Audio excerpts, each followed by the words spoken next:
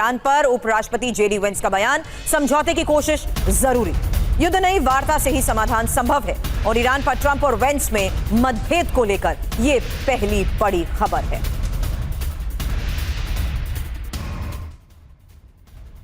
और ट्रंप और वेंस में मतभेद को लेकर खबर सुनिए, क्योंकि ईरान को लेकर ये मतभेद लगातार बढ़ते जा रहे हैं।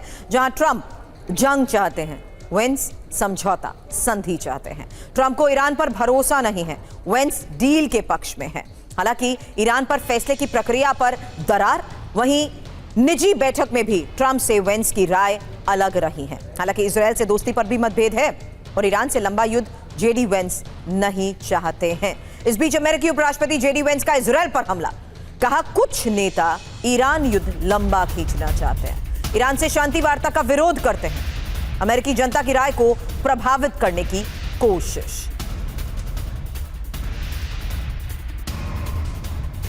मनीष मेरे सहयोगी इस वक्त स्टूडियो में हमें ज्वाइन कर चुके हैं। मनीष, इन दोनों बयानों में सीधा हमला न सिर्फ इजरायल नेतन्याहू बल्कि डोनाल्ड ट्रंप पर भी, क्योंकि इनके बयान की वो लाइन सुनिए, I am really very frustrated with the Americans. उन अमेरिकन से फ्रस्ट्रेटेड हो चुके हैं जो बार बार हमला करने की बात करते हैं। क्या ये सीधा नाम नहीं ले रहे हैं लेकिन बात डोनाल्ड ट्रंप की कर रहे हैं? बिल्कुल, देखिए पहली नज़र में तो यही लगता है, लेकिन फिर यह भी लगता है कि कहीं ऐसा तो नहीं कि America good cop bad cop खेल रहा है, कि उपराष्ट्रपति जेडी वेंस जो है वो लगातार ये बात कहेंगे कि नहीं, ट्रंप एडमिनिस्ट्रेशन तो बहुत लॉजिकल थी, बहुत रैशनल थी और हम प्लान बी के तहत बातचीत करना भी चाहते थे, लेकिन हमारे यहाँ कुछ ऐसी लॉबी है ताकि कल के दिन में अकाउंटेबिलिटी ट्रंप की नहीं होगी बल्कि ट्रंप एडमिनिस्ट्रेशन चलाने वाले दूसरे लोगों की होगी, नंबर वन। दूसरी बात यह है कि देखिए ट्रंप साहब का तो करियर जो होना है वो तो पूरा हो गया है, 2 बार उनको राष्ट्रपति बनना था, बन चुके हैं।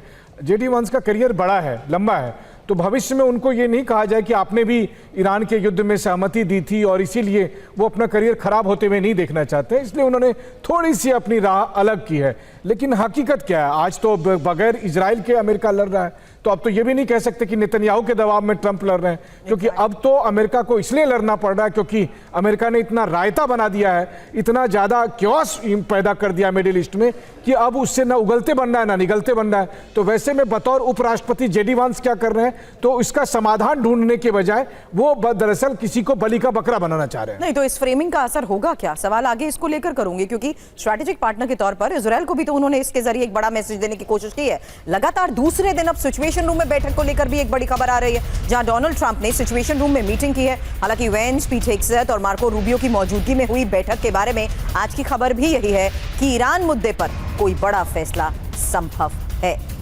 क्योंकि 2 दिन में 2 बार सिचुएशन रूम में मीटिंग, जहां कुछ बड़ा होने वाला है। सवाल इसलिए क्योंकि ईरान के मुद्दे पर सिचुएशन रूम में गहन मंथन, ईरान के मुद्दे पर व्हाइट हाउस बहुत गंभीर भी है और बैठक में ताजा खुफिया जानकारी की समीक्षा। वहीं ईरान में बदलते घटनाक्रम पर भी यूएस की नजर है। हालांकि इसी बैठक में रक्षा और विदेश और खुफिया एजेंसी के प्रमुख मौजूद रहे, साथ ही सैन्य, कूटनीतिक और आर्थिक विकल्पों पर चर्चा को लेकर खबर है। हालात के लगातार तेजी से बदलने का भी अंदेशा है, लेकिन अंदेशा क्या है?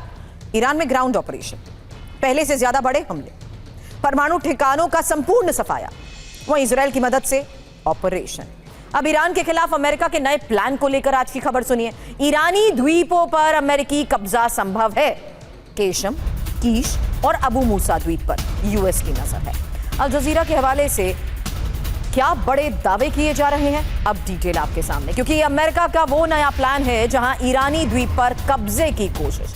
केशम द्वीप सामरिक महत्व रखता है, विश्व का 30% तेल यहीं से गुजरता है और ईरान का ब्लॉकेड ब्लैकमेल बंद होगा। किश द्वीप सामरिक महत्व इसका है कि कब्जे से ईरान की सैन्य क्षमता घट जाएगी, ईरान के फ्री ट्रेड जोन पर भी संकट। वहीं अबू मूसा द्वीप, जो कि हॉर्मुज ब्लॉकेड का खतरा, इसके जरिए खत्म होगा और तेल और व्यापार मार्ग भी सुरक्षित होगा। अब यूएस का ऑपरेशन कैप्चर क्यों? क्योंकि डील के लिए ईरान को वो मजबूर करना चाहता है, न्यूक्लियर डील पर ईरान को झुकाना चाहता है। फिलहाल आईआरजीसी भी ट्रंप को लेकर लगातार बड़े बयान दे रही है, लेकिन आईआरजीसी पर फिलहाल डोनाल्ड ट्रंप ने क्या कहा, यह खबर आ रही है। आईएसआईएस की तरह आईआरजीसी का सफाया करेंगे। बातचीत के लिए ईरान बेकरार है, पहले ही हो जाना चाहिए था आईआरजीसी का सफाया। अब ईरान पर डोनाल्ड ट्रंप का बयान, हम ईरान को हरा देंगे, बहुत जल्द युद्ध ईरान हारेगा।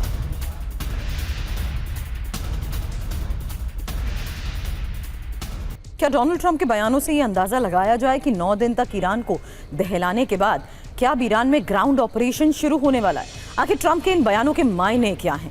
डिटेल आपके सामने, क्योंकि ईरान में अमेरिका का ग्राउंड ऑपरेशन ट्रंप ने साफ संकेत दिए हैं, जहां उन्होंने IRGC के सफाई की बात कही और कहा कि हम ईरान को हरा देंगे, बड़े पैमाने पर हमले होंगे, हमले तेज और विध्वंसक होंगे, सभी सैन्य लक्ष्यों को हासिल करेंगे। लेकिन यूएस की कितनी बटालियन तैनात है आज के इस हालात के बीच में भी, ये भी सुनिए।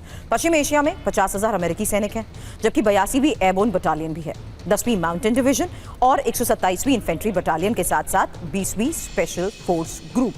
वहीं पश्चिम एशिया में यूएस के युद्धपोत भी हैं, USS Abraham Lincoln, USS George Bush. लेकिन अब लगातार 5वां दिन है जब यूएस ईरान पर हमले कर रहा है और अमेरिकी सेना ने 90 मिनट तक वार किया है। करीब 5 ठिकानों को निशाना बनाया गया।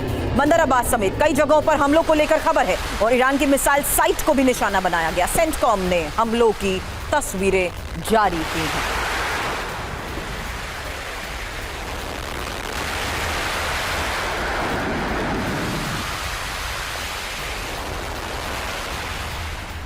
खबर ईरान के अहवाज में अमेरिका की बमबारी को लेकर भी है। जोरदार धमाकों से दहला अहवाज, अहम ठिकानों को टारगेट कर हमला किया गया।